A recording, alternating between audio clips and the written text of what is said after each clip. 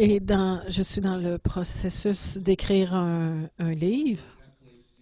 Dans le titre, il va y avoir Ecclésia qui est le mot, le, euh, ce corps de Christ, cette épouse, le conseil qui gouverne, que Dieu nous a donné. On essaie de le traduire en anglais pour Église. Euh, Ecclésia, c'est plus près le mot anglais qui est church. On n'a pas la signification que ça devrait avoir.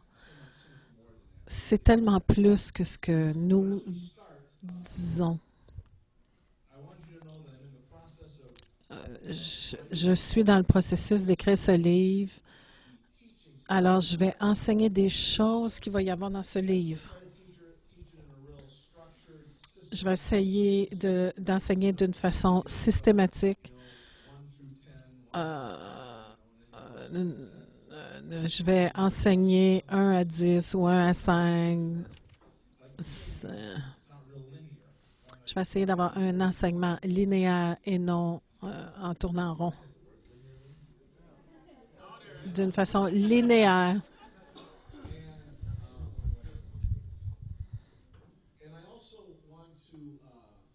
Et je veux aussi vous donner le contexte de ce que nous faisons au travers du monde dans le ministère apostolique. Alors, le mot latin,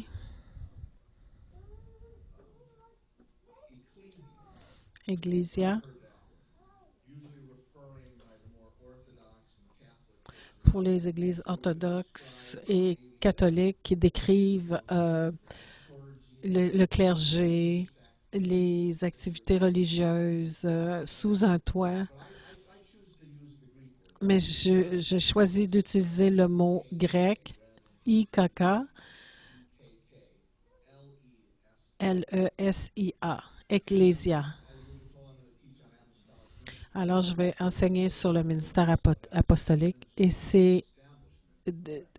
qui est d'établir l'Ecclésia, l'établissement du gouvernement de Christ sur la terre. C'est à propos de régner et de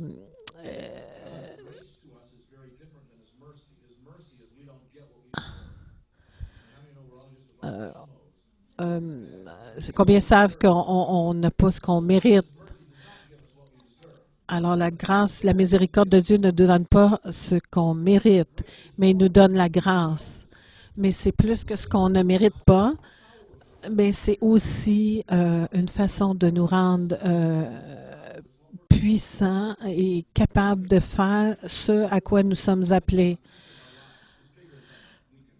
Combien savent que l'appel est plus grand que ce qu'on peut accomplir? Si c'est pas plus grand que nous, c'est pas Dieu. Donc, Dieu nous appelle à faire des choses plus grandes qu'on est capable. Alors, c'est qu'on a besoin de recevoir sa grâce pour accomplir ce qu'il nous appelle à faire.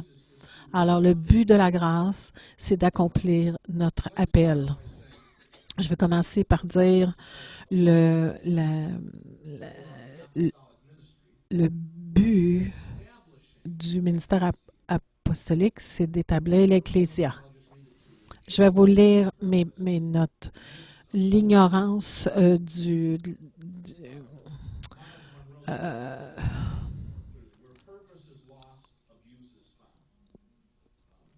ou les buts. Quand on n'a pas de but, on se perd. Quand il y a de l'abus ou de la dysfonction, c'est qu'on a perdu le but. Combien savent qu'on trouve toutes sortes d'excès, d'abus dans l'Église? Souvent, c'est parce qu'on ne sait pas ce à quoi on est appelé. Pour découvrir ce qu'est une chose, il faut premièrement découvrir ce qu'elle n'est pas. On dit c'est pas un cheval, c'est pas un orignal, mais ça a des grandes jambes quand on dit ce que ce n'est pas et on ajoute, finalement, on trouve une girafe. C'est un casse-tête qui s'assemble bien. Si essayer de décrire quelque chose qu'on a goûté et puis que personne n'a goûté, c'est pas sucré, c'est pas salé, puis on commence à éliminer des choses. Pour comprendre des choses spirituelles, il faut faire ça. Des mauvaises conceptions pour nettoyer le paysage, là, pour mieux voir, avoir une meilleure image de ce qu'est l'Église. Le mot grec ecclésia, le mot oikos, O-I-K-O-S, on a un fromage grec qui s'appelle comme ça veut dire famille, maison. Mais ça veut dire maisonnée. On est de la maisonnée, de la maison de la foi. Paul disait ça. C'est comme ce groupe qui est la maison. Destinée, c'est le oikos de la foi. C'est une maison spirituelle, une maison, une famille. Synagogue, c'est comme synagogue. S-U-N-A-G-O-G-E.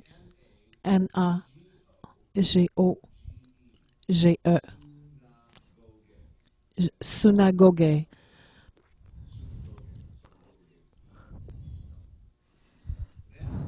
Ce mot veut dire une congrégation, la maison des maisons.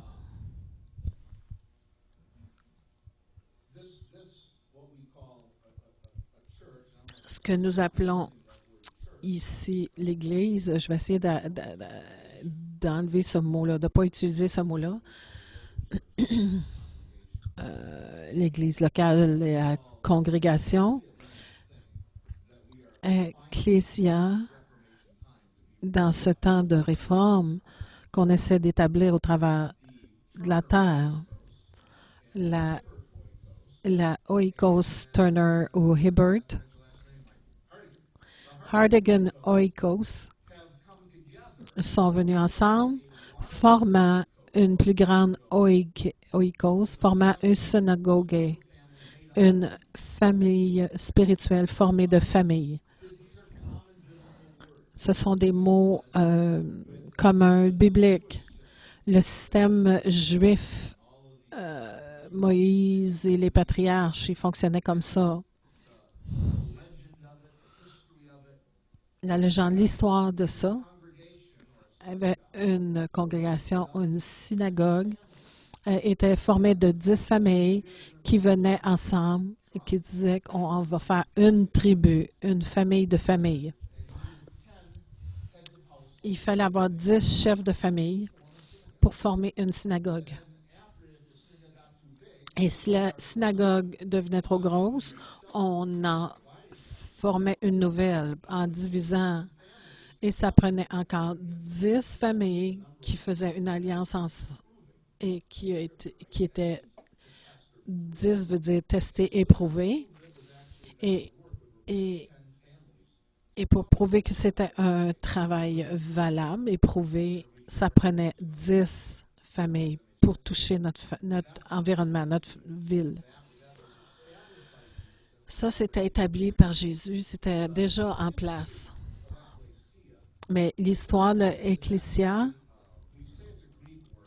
on dit que c'est un mot grec, mais ça a une origine comme le mot apôtre, qui vient de la langue syro-phénicienne.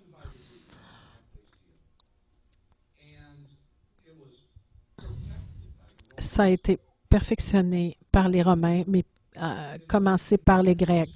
Et dans l'histoire romaine, on voit que le mot ecclésia revient tout le temps dans les écrits de la Rome antique.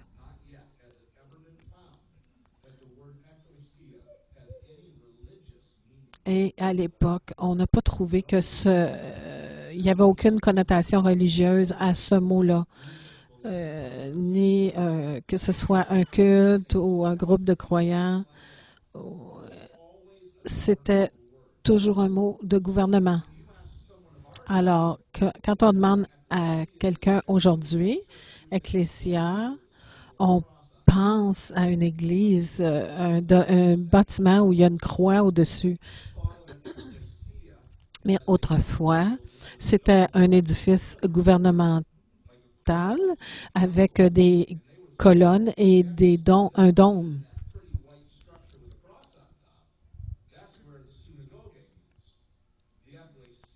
Le synagogue se rassemble dans une bâtisse avec une croix, mais Ecclésia se réunissent dans une bâtisse gouvernementale. Alors, si on prend une machine à traverser le temps, les gens seraient vraiment perdus dans comment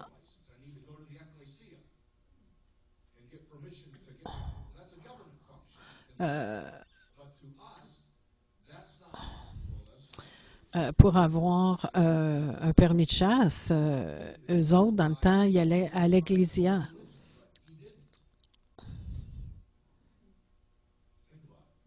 Alors,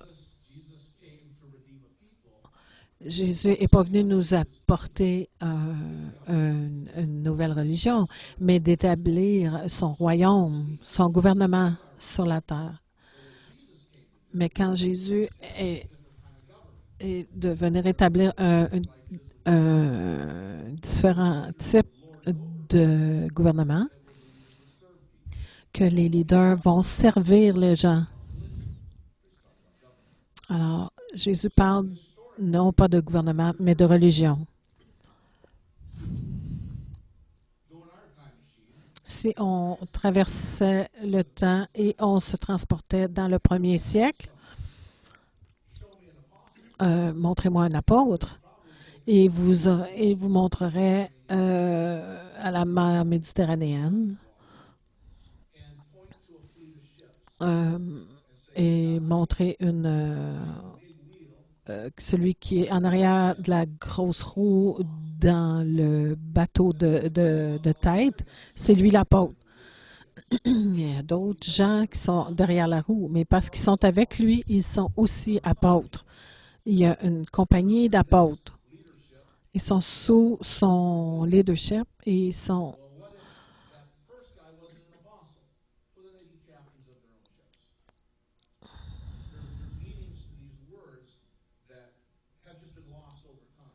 Il y a la signification de ces mots qui se sont perdus à travers les années. Dans le temps que Jésus a écrit ces mots d'apôtres et prophètes, ils avaient une autre signification. Aujourd'hui, c'est pasteur des pasteurs, leader. Nos descriptions d'apôtres, c'est à propos de dirigeants religieux. Mais tous les exemples,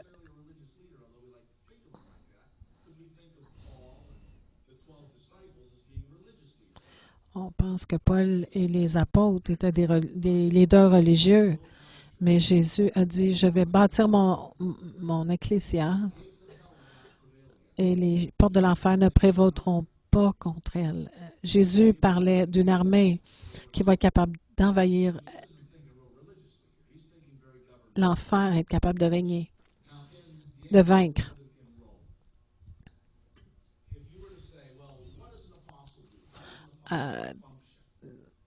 Qu'est-ce qu'un apôtre fait dans le temps des Romains?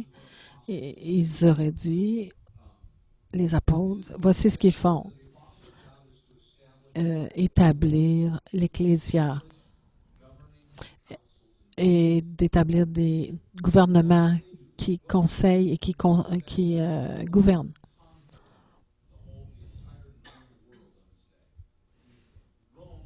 Rome a conquis toute, toute la terre, c'était un royaume vraiment puissant. Et de la façon qu'ils l'ont fait, ce n'est pas par une force militaire, même s'ils l'avaient, mais ils conquéraient avec la menace de, d'être vaincus par des grandes armées. Puis les gens capitulaient. Qu'est-ce qu'on a besoin de faire?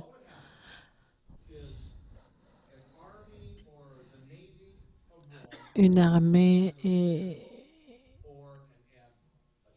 un général ou un amiral sur un général sur la terre et un amiral par les troupes, les bateaux, la milice, l'idée par un apôtre qui avait les ordres de César, le roi, de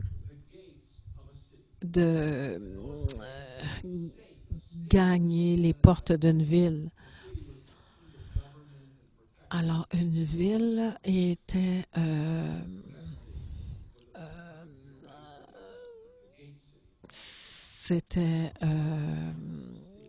c'était la cité de tout le Québec. La ville devient la forteresse, comme Camelot. Oui, Camelot. Quand il y avait des problèmes, les gens allaient se cacher derrière les murs avec derrière le roi Arthur. Alors, le roi Arthur était comme l'apôtre.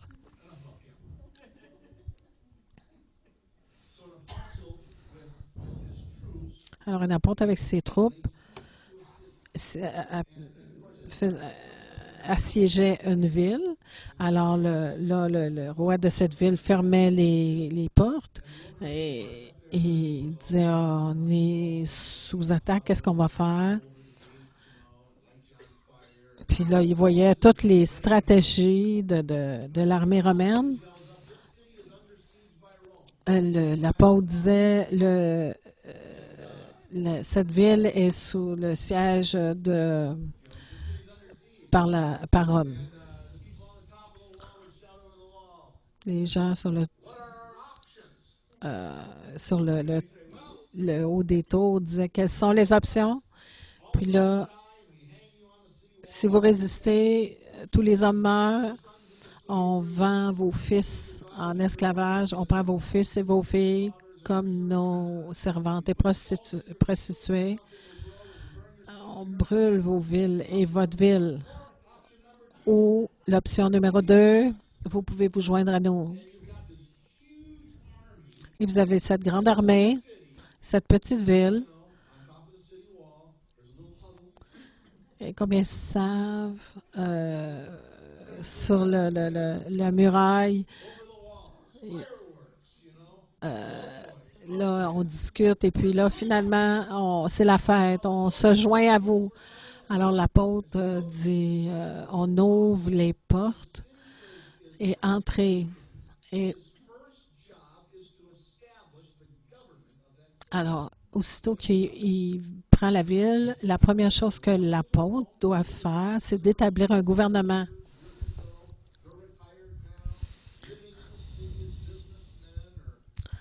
Puis là, il y a les anciens du village. Ils trouvent des gens qui sont sympathiques à Rome, fidèles à leur travail, qui sont prêts à servir Rome.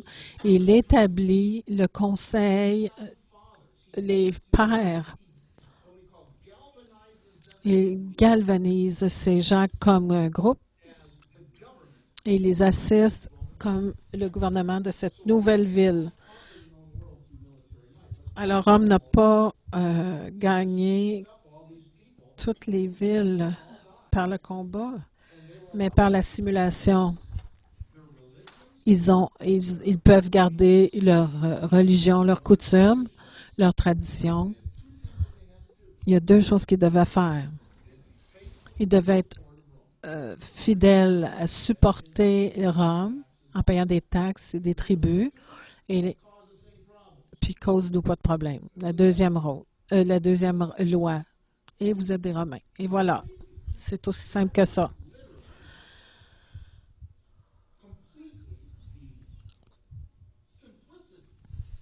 C'est la simplicité de ce que Rome a fait. Ils arrivaient avec une armée. Les gens se joignaient et maintenant payez vos taxes parce qu'on va prendre l'argent de vous et causez pas de problème. Paul et Silas à Éphèse, puis il y avait comme un tumulte, puis il y a des gens qui criaient.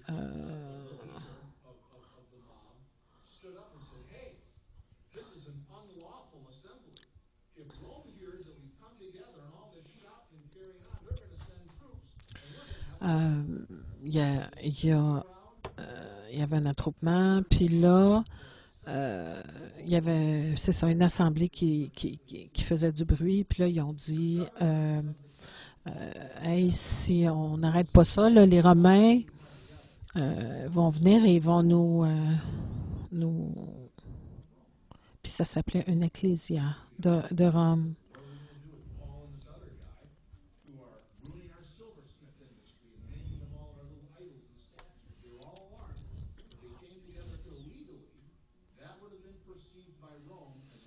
Ce rassemblement qui a été fait sans l'accord de Rome aurait pu être vu comme des gens qui auraient brisé la paix selon les lois de Rome.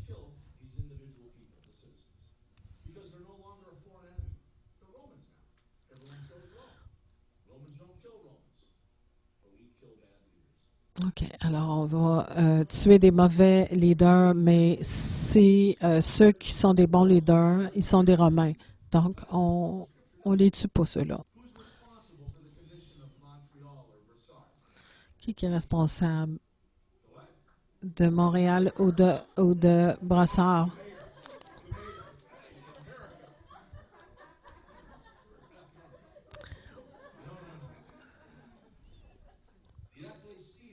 L'Ecclésia est responsable du bien-être de la ville, des gens qui sont sous leur charge.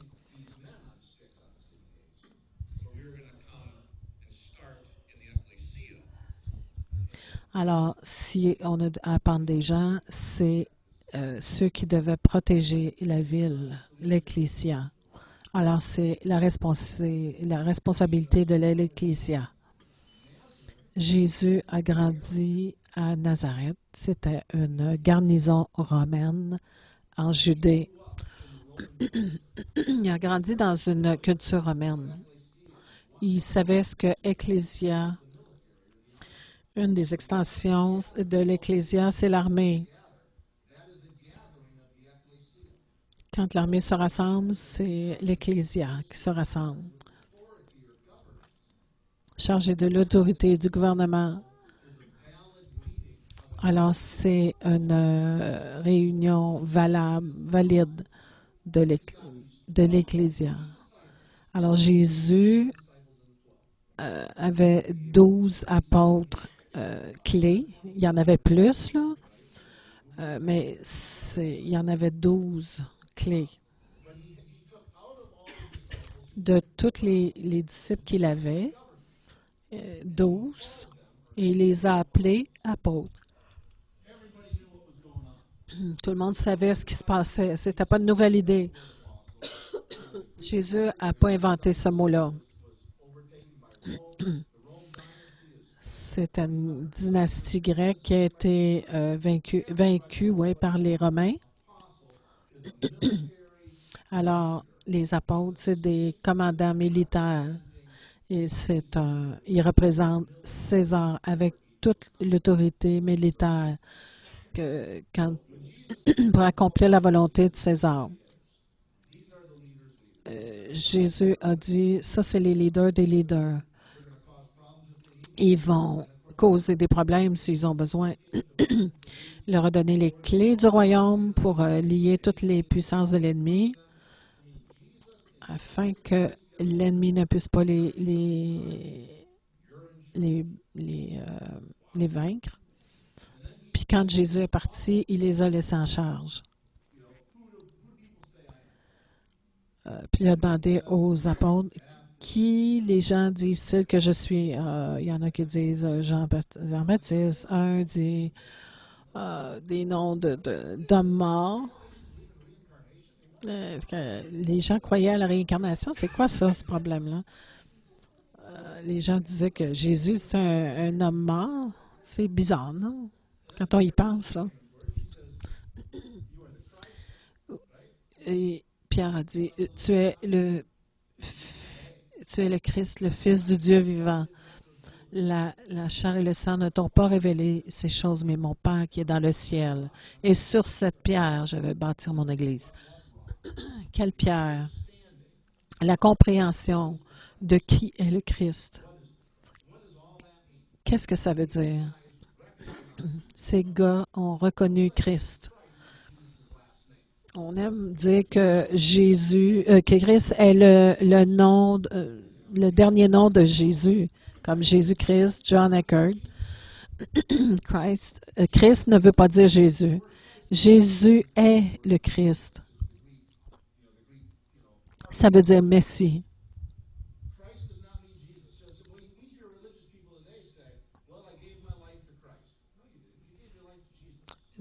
Les gens religieux disent, vous avez donné votre vie à Christ. Non, vous avez donné votre vie à Jésus. Christ, c'est un titre.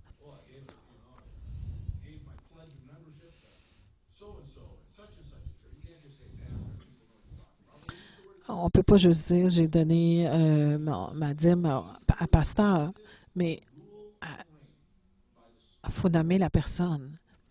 Christ, il a été oint par l'Esprit pour régner.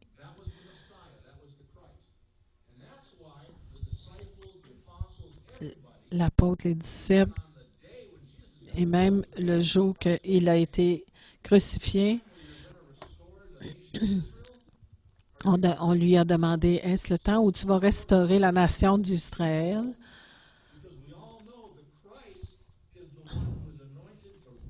Parce qu'on sait que Christ est celui qui a été oint pour régner et tous les royaumes vont être sous son royaume. Il comprenait le mot Christ. On pense que c'est un mot religieux à qui on donne notre vie. On pense à propos de la prière et de la louange. Mais dans leur pensée, le mot Christ voulait dire la puissance entière du ciel pour accomplir les plans de Dieu. Militaire, gouvernemental et politique. On pense que d'être rempli du Saint-Esprit, c'est une expérience religieuse. Parce que ça arrive souvent juste dans l'Église quand quelqu'un est vraiment touché. La musique est là, puis la lumière est baissée, puis on pense que c'est une expérience religieuse. Mais au travers de l'Écriture, et avec Samson, le juge d'Israël, le Saint-Esprit venait sur les gens et ils étaient tellement remplis de vitalité et de force et de puissance. Ils tuaient les ennemis des nations. Ils faisaient des exploits pour le royaume de Dieu. Alors, dans le monde ancien, être rempli du Saint-Esprit voulait dire d'être rempli de grâce pour accomplir les buts du royaume. C'est pas ça n'a pas rapport avec notre performance spirituelle. La puissance du Saint-Esprit, c'est de te remplir de la puissance de Dieu pour être un témoin. Témoin veut dire martyr. Comme David, quand il a chargé Goliath avec quand il a frappé le géant de l'époque qui avait une grosse épée, ce petit homme-là qui avait juste une petite roche, qui a vaincu. Alors, quand je lis Matthieu 6,33, on pense que parce qu'on fait partie d'un groupe qui loue,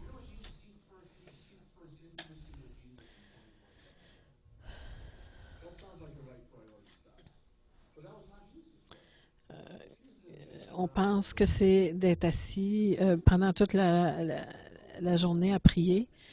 Jésus il disait, non, non, c'est les hypocrites qui aiment prier. Les hypocrites aiment prier. Alors, on ne peut pas tomber en amour avec le rituel de prier. Ça a un but, c'est de communiquer avec le Dieu Tout-Puissant qui nous a enrôlés dans son armée. Puis Jésus, ce qu'il nous dit, c'est cherche premièrement le royaume. Alors, si j'ai été créé pour un but et j'ai un but pour le royaume, et si je ne connais pas mon but, alors il y a de l'abus qui... Alors, ce que Jésus fait, c'est de nous réveiller à notre appel dans le royaume, afin de régner avec Christ, celui qui a été oint pour régner aussi, afin que nous soyons une corporation de Christ, une union avec Christ. Christ est celui qui oint. Vous vous rappelez, autrefois, bon, quand quelqu'un était roi, le prophète venait l'oindre. Il était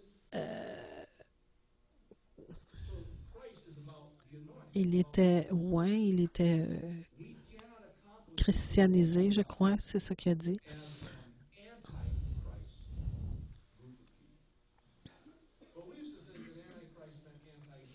On pensait que Antéchrist voulait dire anti-Jésus. Alors, Christ, c'est l'esprit qui nous oint. Une église Antéchrist, on va accomplir les buts de Dieu sans le Saint-Esprit. Antéchrist, c'est comme anti-onction. Alors, la terre est pleine de congrégations anti-esprit. Parce que le but de nous remplir du Saint-Esprit, de nous oindre du Saint-Esprit, c'est qu'on puisse donner notre vie pour les buts du royaume, les buts de Dieu dans notre vie pour le royaume. On a besoin de redécouvrir l'intention originelle pour son Église. On a plusieurs dénominations de chrétiens qui utilisent le mot de Jésus ou de Christ. Jésus est le Christ. Quiconque est rempli du Saint-Esprit est un petit Christ. Nous sommes premièrement des chrétiens. Ce n'était pas un nouveau converti qui était appelé chrétien.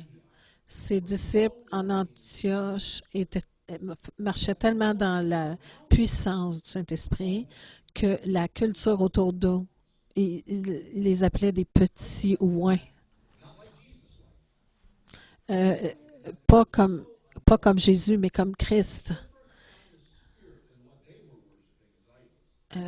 Un esprit, ils étaient loin d'un esprit différent que ce que les gens de cette culture étaient habitués d'adorer.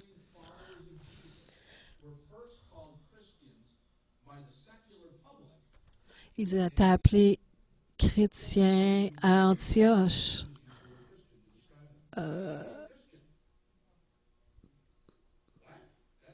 À cause de leur vie qui était white. le mot chrétien maintenant est tellement rempli de tradition que ça ne veut pas plus dire ce que ça voulait dire au début.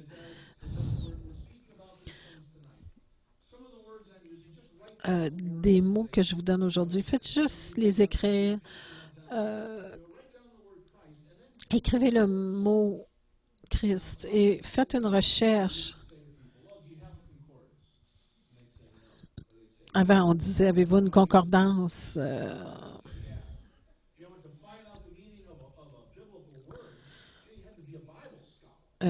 pour trouver la signification d'un mot? Il fallait être un, un scolaire, un bréen. Mais aujourd'hui, si tu as Google, puis tu as Internet, puis si tu veux trouver la signification de base d'un mot, tu n'as, si vous faites une recherche sur Christ, et vous allez avoir plein d'articles, de ressources qui vont vous donner toute l'information. Alors, c'est un mot clé. Alors, ce sera une bonne chose pour vous d'étudier ça. Pourquoi je vous encourage à faire ça? Parce que je suis tannée de dealer avec des bébés. Des fois, je dis, je suis trop vieux pour ça, là. Les, les cheveux que j'ai, les cheveux que j'avais en haut sont rendus ailleurs, dans vos oreilles. On est rendu trop vieux pour continuer de faire des choses comme on faisait avant, parler à la classe, à les plus lents de la classe, pendant que les plus vite s'ennuient. Alors, si on n'est pas prête à étudier des choses pour nous-mêmes, regardez dans... Vous devriez avoir honte, puis c'est correct, parce que tu n'étudies pas. Alors, je ne ferai pas d'études pour vous. Je vais vous diriger vers... Mais je ne ferai pas le travail pour vous. Ça, j'aime penser que ça, c'est une attitude apostolique, mais non, c'est juste que je suis un petit peu tannée.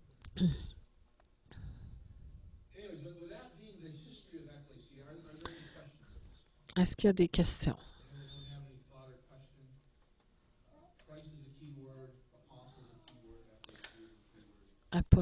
Ecclésia, apôtre, Christ, à aller chercher sur Internet.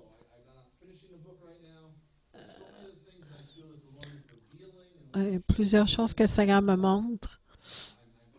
Je les mets dans un livre, puis je prends le temps de,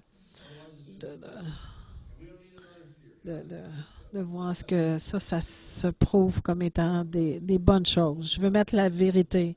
Je suis prête à mourir pour ça, de défendre ça. Il y a des choses que je suis convaincue que le Saint-Esprit me convainc, mais j'attends pour publier le livre parce que j'attends pour le tester dans plusieurs parties du monde.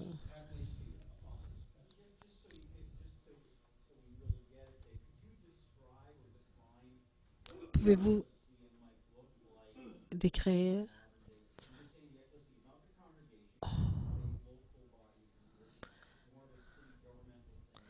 C'est pas. Qu'est-ce que ça pourrait avoir l'air aujourd'hui, Ecclésia?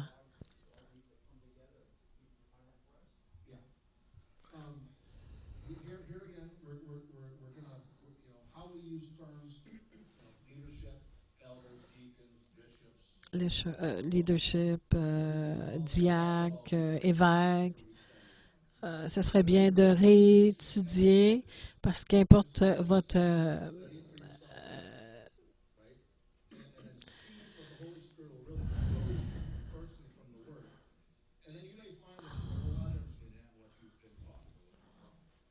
OK. Si vous réétudiez ces mots-là, vous allez voir que peut-être que vous avez mal compris des choses et puis c'est pas dangereux là, de réétudier. Il faut pas mettre de côté la parole, puis juste prendre des idées. Mais si nos idées préconçues, notre histoire, les choses qu'on a apprises, puis on les met de côté, puis on réétudie d'une façon fraîche l'écriture, ça c'est une bonne chose.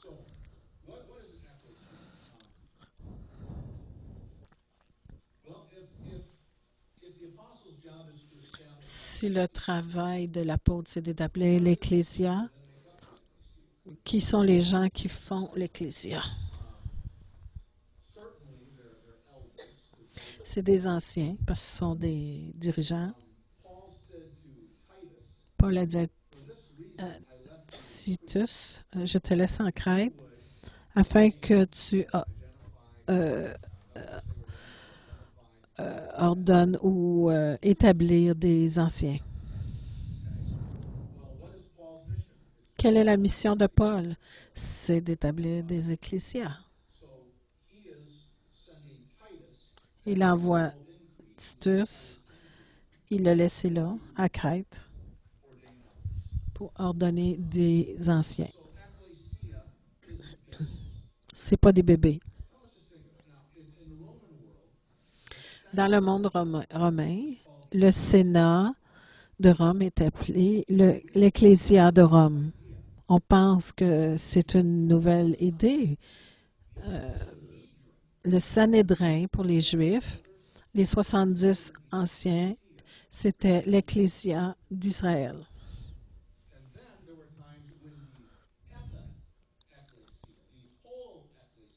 Le EPA de l'Ecclésia, toutes les ecclésias, il y avait 16 juges, 16 juges à chaque côté de la ville, 32 qui étaient des avocats ou des scribes, qui étaient ajoutés au Sanhédrin, qui était appelé l'Ecclésia de Jérusalem. Puis Jésus a dit, je vais bâtir mon ecclésia. Puis là, tous les Juifs étaient mécontents. Qui était dans le Sanhédrin, le grand prêtre, les anciens, le sacrificateur.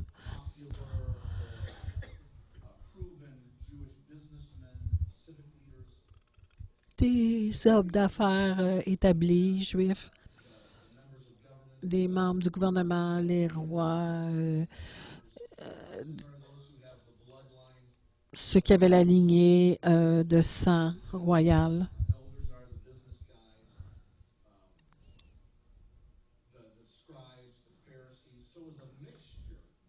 C'était un mélange de chefs religieux et d'hommes politiques. Ils étaient 70.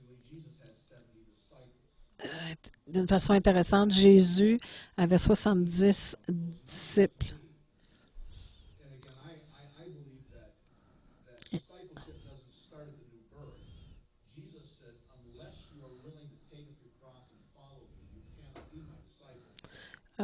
Jésus dit, à moins que tu ne sois prête à porter ta croix et à mourir pour moi, tu ne peux pas être appelé disciple. Alors, un bébé n'est pas un disciple. Il vient un temps où un croyant devient convaincu qu'il peut mourir pour cette cause.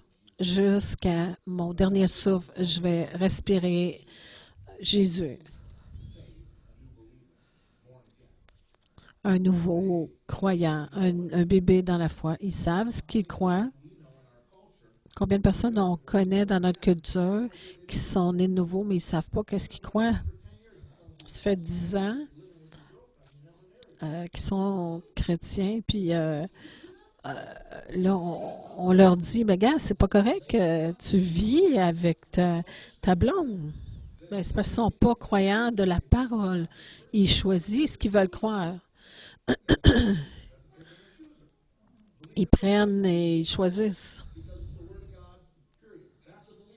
Un croyant, c'est quelqu'un qui prend la parole et point à la ligne. C'est juste l'Écriture. Je suis un croyant dans la parole de Dieu. Alors, on a des nouveaux croyants, des nouveaux chrétiens, les croyants.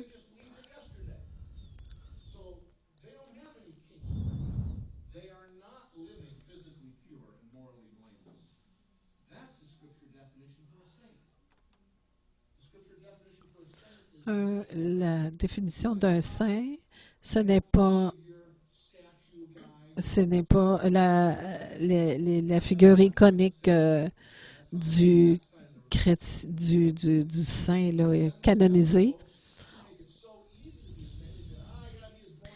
Il y a l'autre personne qui pense que tu fais juste croire puis tu es un saint. Non, ça c'est le pendule d'un côté ou de l'autre. Le mot saint veut dire un qui vit saintement.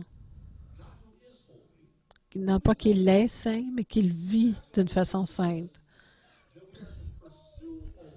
Alors, il faut poursuivre la sainteté. C'est dans le Nouveau Testament, sans laquelle personne ne verra Dieu.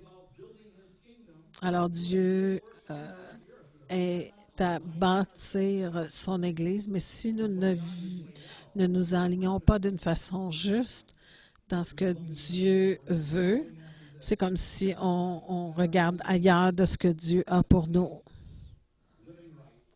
Alors, vivons saintement selon l'auteur et le perfecteur de notre foi. La personne la plus immature qui est un candidat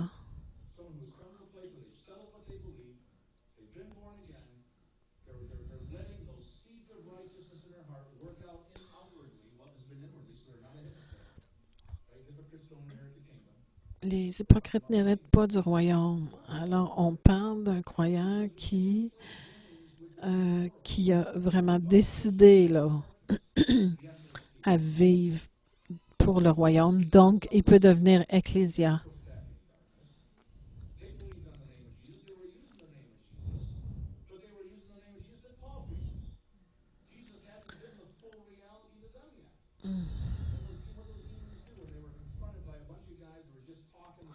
J'essaie de comprendre qu'est-ce qu'il dit là. Je vais vous résumer. Là.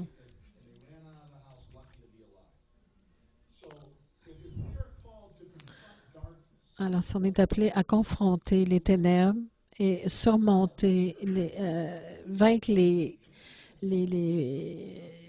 portes de l'enfer, alors on ne peut pas jouer de jeu.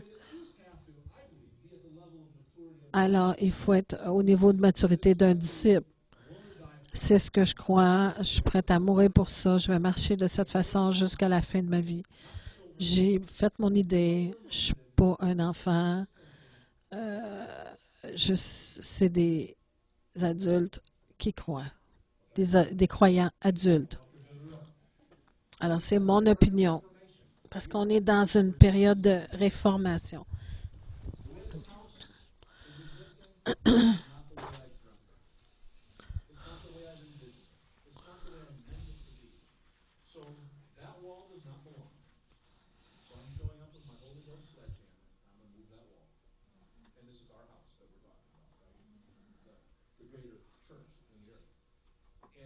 Il parle que, tu sais, tu as changé nos vieilles structures. Là.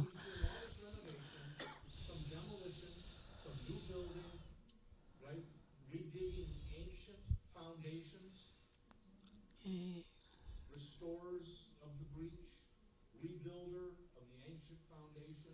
un réparateur de brèches, ceux qui restaurent les fondations, ça parle de la réforme de l'Église. Alors, on découvre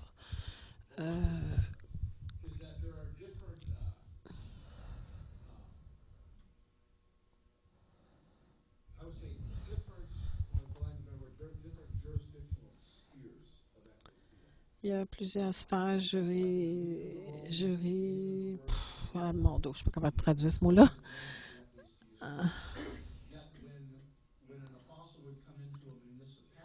Plusieurs sphères légales.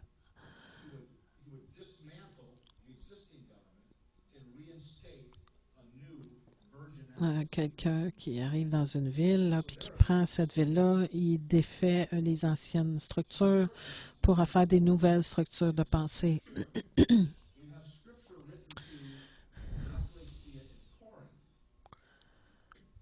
Alors, on a l'Ecclésia à Corinthe, où Corinthe était la capitale.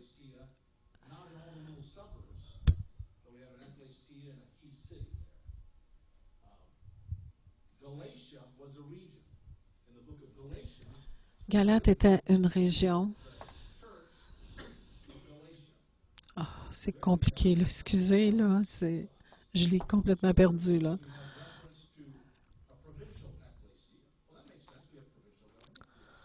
Bon, il parle de différents niveaux de gouvernement.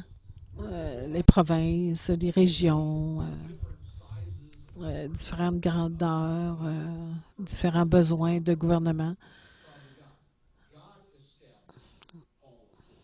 Alors, Dieu établit toute autorité, tous les principes, toutes les prémices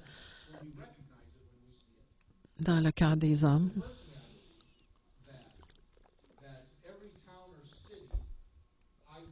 Personnellement, je crois que chaque ville ou chaque devrait avoir la protection d'une ecclésia spirituelle pour protéger cette ville.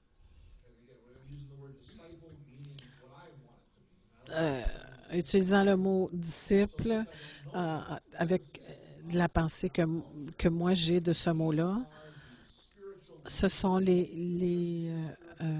leaders spirituels de cette municipalité, que ce soit des gens de l'Église Pentecôte, nazaréenne, hommes ou femmes, parce qu'en Christ, il n'y a ni homme ni femme.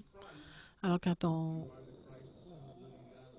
vit selon les principes de Christ, on ne peut pas séparer Ecclésia de toutes ces réalités en Christ. Que la personne soit un homme ou une femme, c'est leur stature dans le royaume. Alors, ce qu'on a fait dans le Maine, comme un apôtre, travaillant avec un autre apôtre, on a fait un appel pour tous ceux qui avaient la même fait bâtir des relations pour qui la vision ou la même vision de servir ensemble pour protéger la pureté, la paix et la prospérité de la grande région de Maine. Depuis 2 ans, on fait une coalition d'anciens et il y a sorti de ça 12 qui sont vraiment engagés. Et novembre dernier, on a établi ces 12 couples-là comme conseil d'Ecclésia pour protéger la ville, protéger la ville contre les forces des ténèbres, faire un canopie de protection. Puis on a commencé à regarder les paroles prophétiques qu'on a eues de prophètes nationaux ou internationaux. Puis il y en a qui ont dit qu'il y aurait eu 12 églises, ecclésias, établies dans les 12 régions de notre État. On ne savait pas quels étaient douze, les 12 régions de notre ville. Alors, on a compris que une région est établie selon une mentalité. Alors, une pensée démoniaque qui est imposée.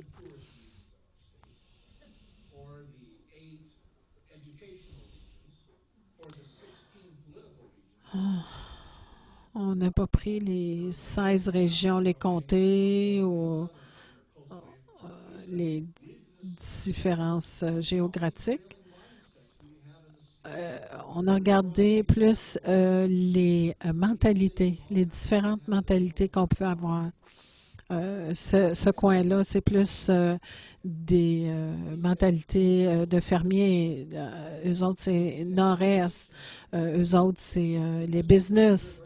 Ce groupe-là, c'est tous les granolas et ceux qui serrent des arbres dans leurs bras. Ceux qui font des sports et à Portland, c'est et quand on a réalisé, on avait 12 régions, 12 mentalités, 12 régions, signifiant on était sur la bonne voie. Alors là, on est dans le processus de continuer à se rencontrer comme une coalition d'anciens. On s'aime. Alors, c'est le commandement que Jésus nous a donné, de s'aimer. Si on s'aime comme le Père aime le Fils et le Saint-Esprit, alors ils vont savoir. Alors, la seule chose, c'est qu'on doit s'aimer, pas être unis, s'aimer.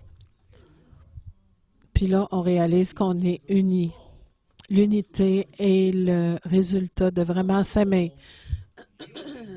Le but est de s'aimer. Le résultat est on va être unis. On a des gens d'affaires, des enseignants, des gens de ministère.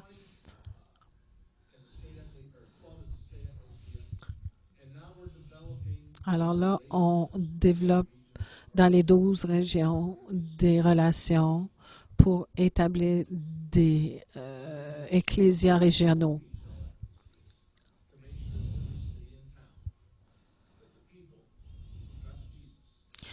Puis, comme ça, on va être sûr que les gens qui vont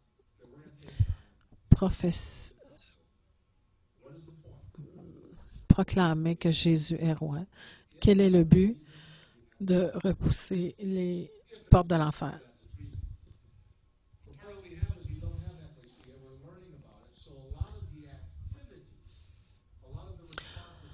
Alors, on est en train d'apprendre.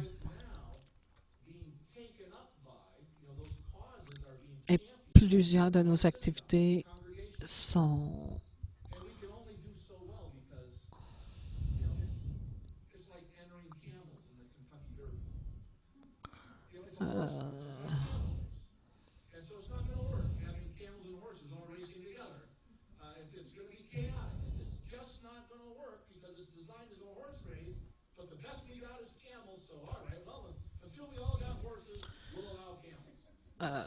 là, il parle qu'on n'est pas encore rendu à terme. Ils sont en train de travailler avec ce qu'ils ont. C'est comme une course de chevaux, puis ils les font avec des chameaux, mais là,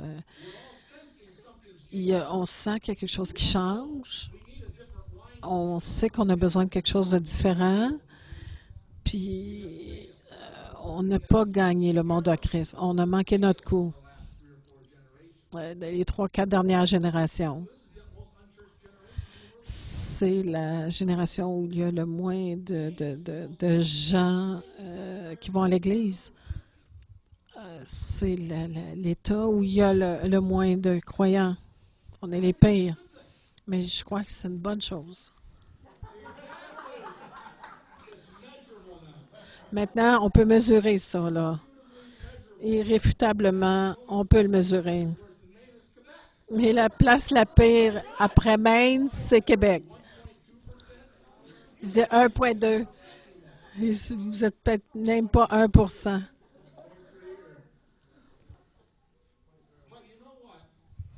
Alors, une congrégation n'est pas un ecclésia.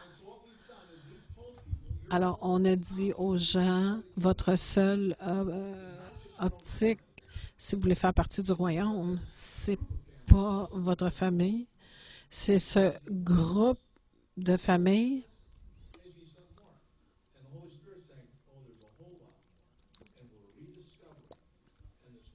Puis là, le Saint-Esprit vous dit qu'il y a beaucoup plus que ça. On, on retourne à redécouvrir des vérités perdues.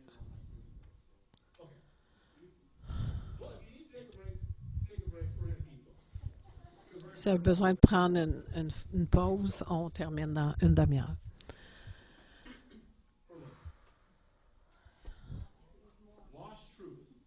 Des vérités perdues. Comment on peut perdre la vérité? Alors, est-ce qu'on a parlé de la période sombre?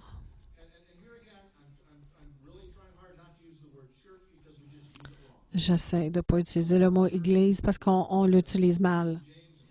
Dans la King James, Église veut dire maison du Seigneur.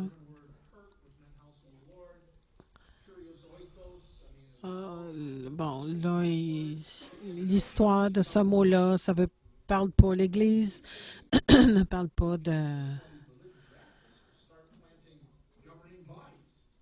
corps qui gouverne.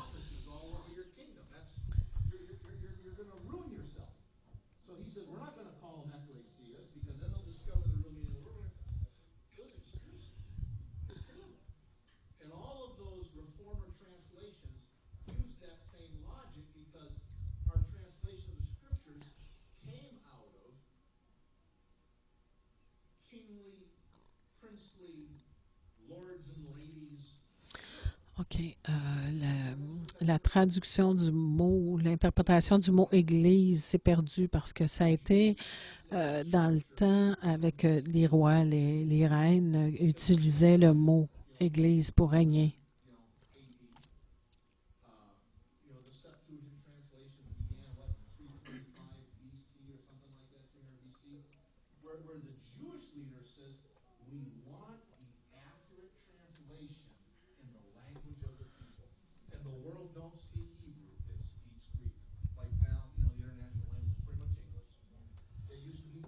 OK, là, il parle là, des traductions de mots là, qui venaient, les mots les plus de Dieu ont été traduits dans le grec.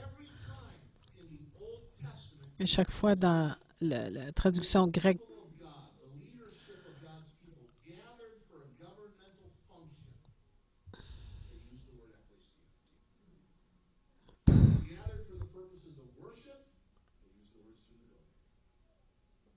quand ils se réunissaient pour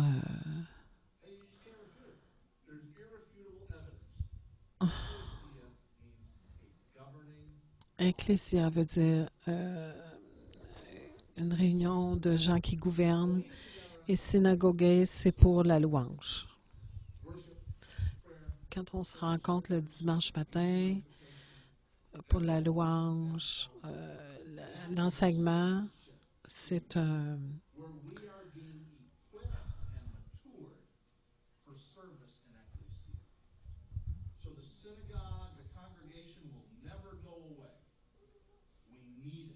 On a besoin des réunions du dimanche matin, synagogue.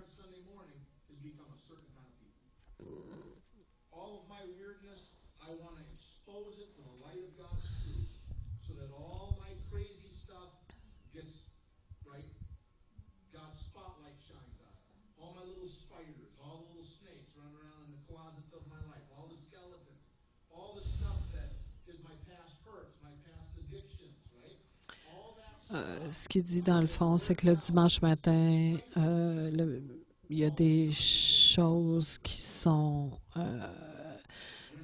exposées, mises à nu devant Dieu, parce que c'est là que le Saint-Esprit euh, m'aide à voir, à régler ces choses-là. Mais le Ecclésia, c'est pour régner dans une région géographique.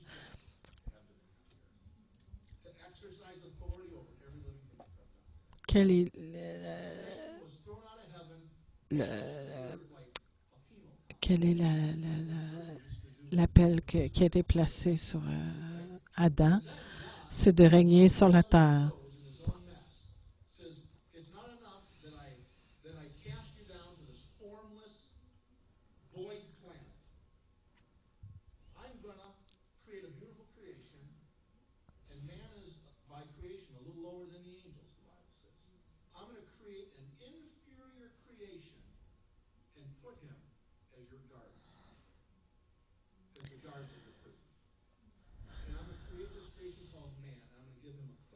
OK, maintenant, il dit à l'ennemi, il dit, parce que toi, tu as tout gaspillé la terre, moi, ce que je vais faire, je vais prendre quelqu'un qui est plus petit que toi, un humain, puis je vais l'amener à régner sur cette terre. Dieu nous a créés pour avoir la dominion la domination. Je comprends pourquoi l'ennemi était pas content, puis il a essayé de détruire Adam et Ève, puis il a pris les clés, puis Jésus, ce qu'il a fait,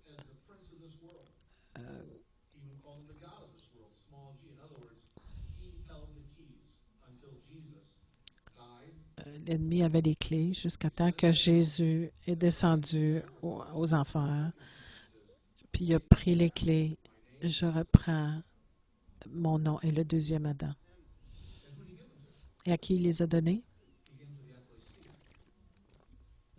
Il a donné à l'Ecclésia. Alors, il faut comprendre cette histoire d'Ecclésia, parce que notre job, notre travail, c'est de kicker l'ennemi. Tout ce qu'il a bâti, tout jugement contre, comme Ecclésia, c'est en amour, dans l'amour et unis dans l'unité pour reprendre ce que l'ennemi a volé et réinstaller le, le règne de Dieu sur la terre. Le royaume spirituel, l'effet papillon, c'est que si éventuellement on, on réussit, c'est pas qu'on aura à essayer d'avoir de l'influence, c'est qu'on va l'avoir. Si on règne dans la justice et qu'on exerce l'autorité dans le royaume, alors on va vaincre les dominations qui règnent sur des villes.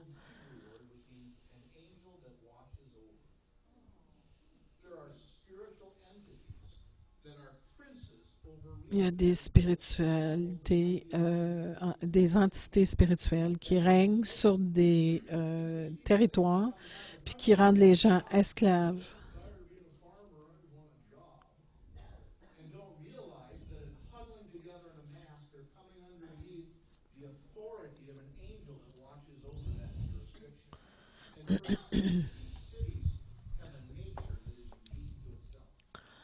Alors, il dit que les villes ont des identités propres. Chaque ville a sa couleur propre. Puis c'est des entités démoniaques, un prince démoniaque qui essaie de soumettre. Alors, notre travail dans 2 Corinthiens 10 est de pas de combattre contre la chair et le sang, mais contre les dominations. des dominations spirituelles. Alors, c'était appelé ce ministère apostolique. Alors, c'est l'Ecclésia qui va enlever la domination diabolique dans une région.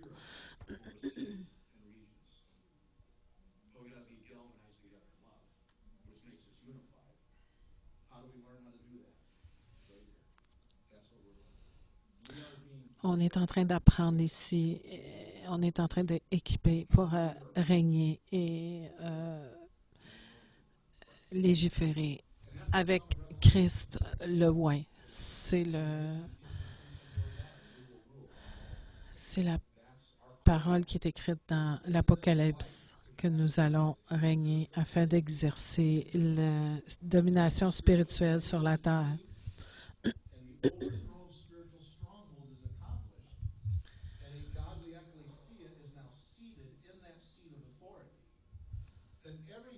Alors, si cette autorité ecclésiale est assise sur cette, il règne, alors ça change l'atmosphère dans une région.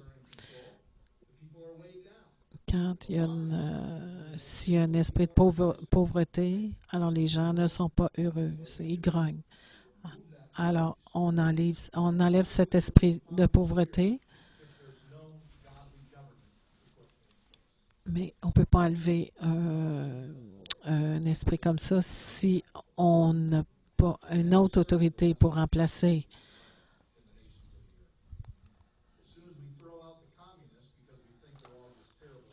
Quand on a enlevé les communistes parce qu'on disait qu'ils étaient mauvais, il y a eu de l'anarchie, il y a eu des génocides. Et ce qui arrive aux gens qui n'ont pas d'autorité, j'aime pas le communisme, mais pas d'autorité, c'est encore pire. Alors, Dieu serait insensé de détruire les dominations spirituelles et s'il n'y a pas à remplacer par une ecclésia afin que nous soyons cette ecclésia. Alors, on ne bâtit pas des nouvelles églises, des nouvelles congrégations. Alors, on travaille ensemble, des gens, des leaders d'une région qui comprennent ceci. Il y a des gens qui sont disqualifiés parce qu'ils ne croient même pas ça. Ils ne croient même pas aux démons. Ça ne donne rien d'être dans l'Ecclésia si tu ne crois pas aux démons. Pourquoi on travaille avec toi? Parce que c'est le rôle de l'Ecclésia.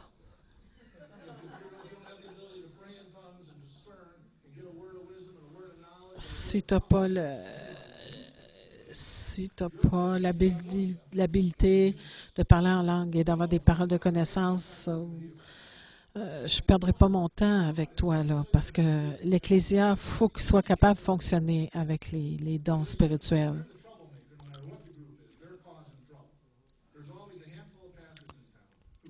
Il y a toujours une poignée de pasteurs qui n'arrivent pas à travailler avec personne, à moins qu'on lise toute la King James.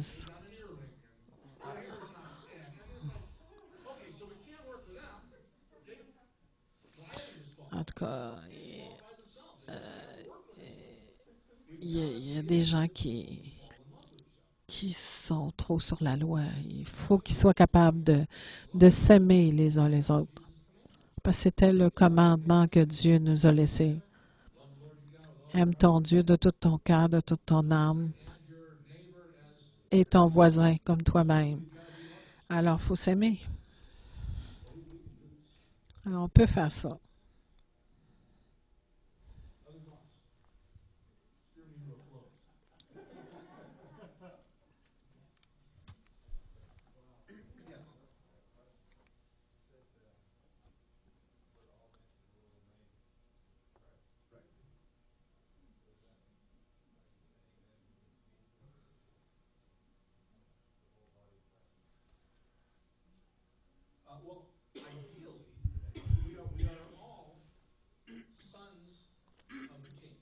Idéalement, nous sommes tous fils du roi. roi de l'univers.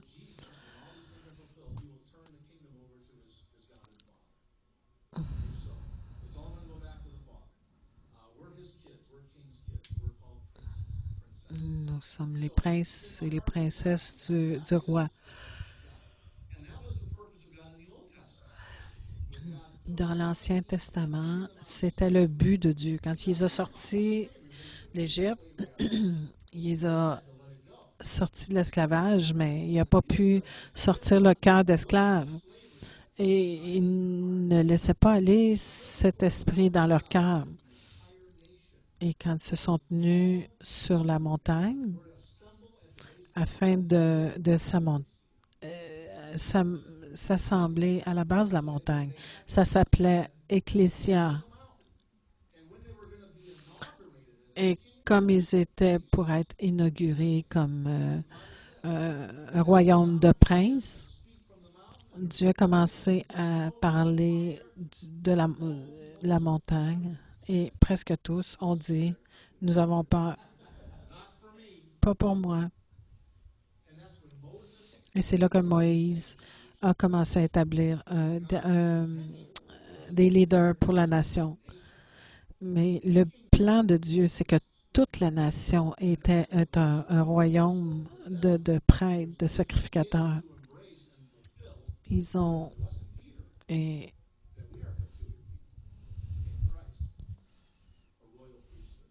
nous sommes une nation sainte,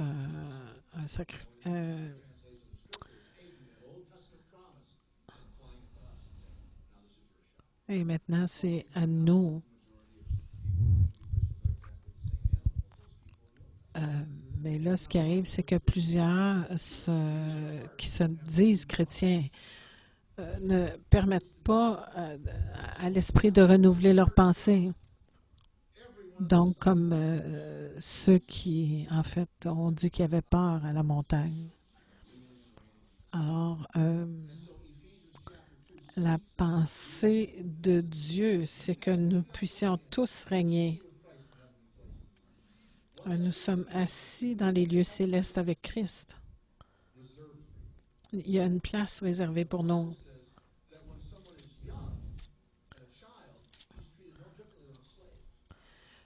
La parole dit que quand un est enfant, il est comme un esclave.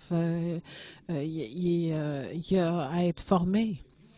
Mais Paul a dit à Timothée, si tu veux être utile, tu dois grandir, changer les choses qui ne sont pas bonnes. Et là, tu vas être utile dans une grande maison,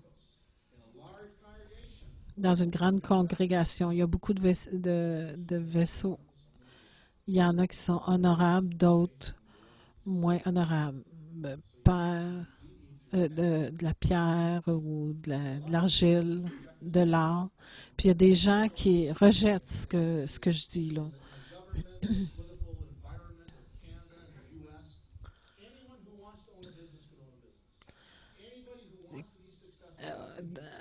Dans les Amériques, n'importe qui peut avoir une entreprise, peut l'avoir.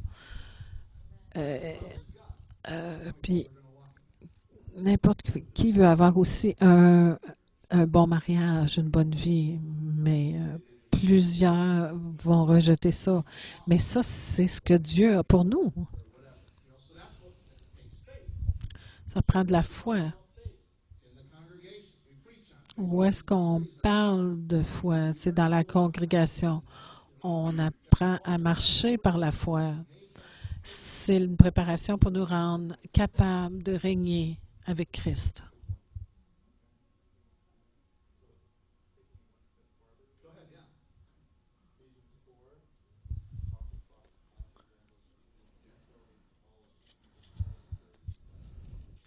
Il parle de Éphésiens 4.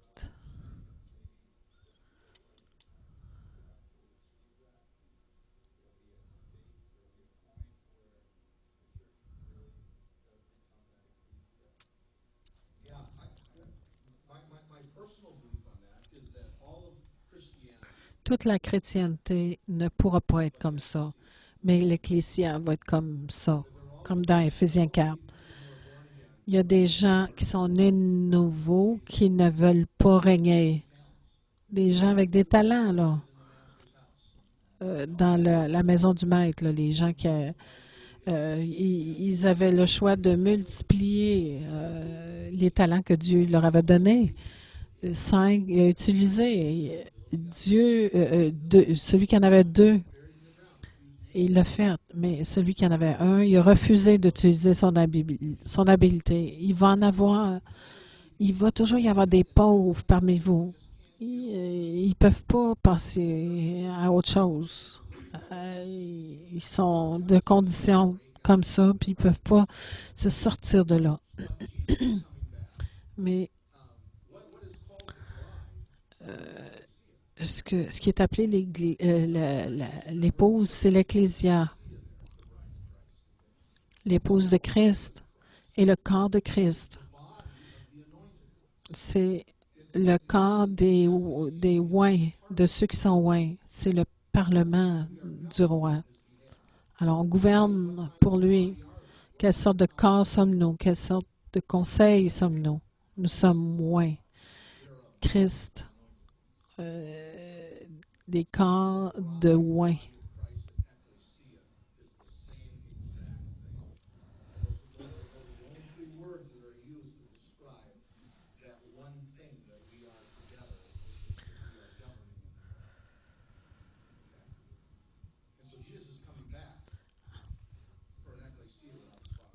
Alors, Jésus revient pour une ecclésia sans tache ni ride. C'est pas toute la chrétienté qui va chanter Kumbaya, qui, euh, qui va attendre Jésus, qui s'entendent bien.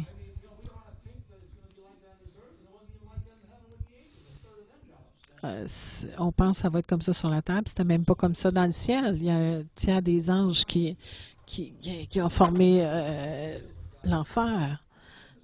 Mais ceux qui comprennent ce que Dieu est en train de faire ont une grande motivation pour accomplir ce pour quoi on a été créé.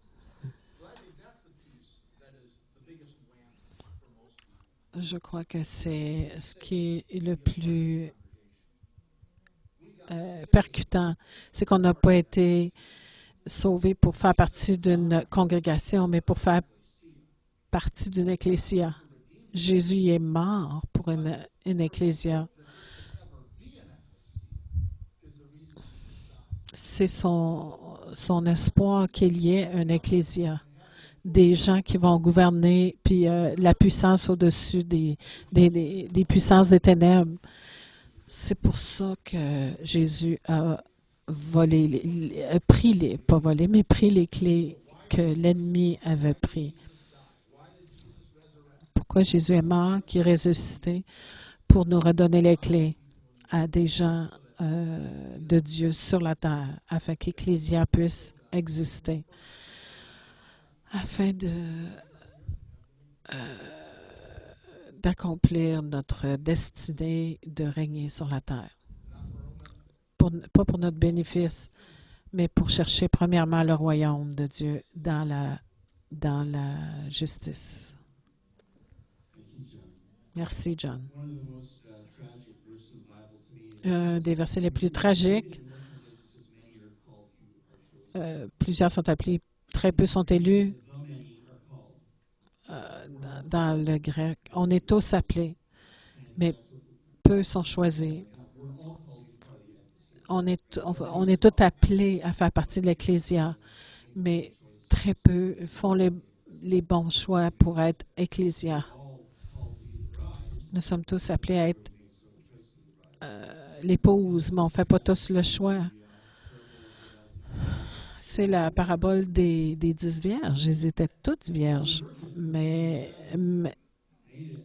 juste 7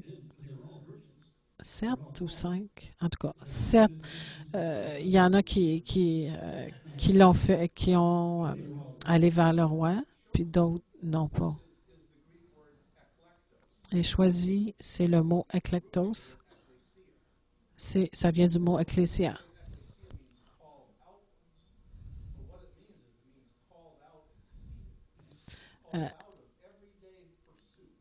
Sortir sortir de chaque jour, assis d'être assis, choisi. La racine vient de ecclésia, qui veut dire assis, choisi avec Christ. Plusieurs sont appelés, et peu sont choisis.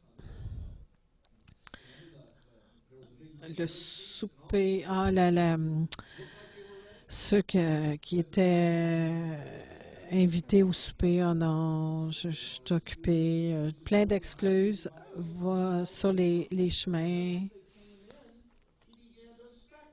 Puis là, quand les gens sont rentrés, parce qu'il a commencé à vérifier les vêtements. Comment ça que tu t'es pas habillé convenablement? Alors, si on est invité, il faut aligner nos choses comme il faut parce que c'est un jour sérieux.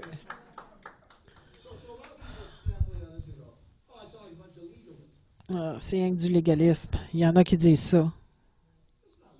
C'est pas du légalisme, c'est la réalité.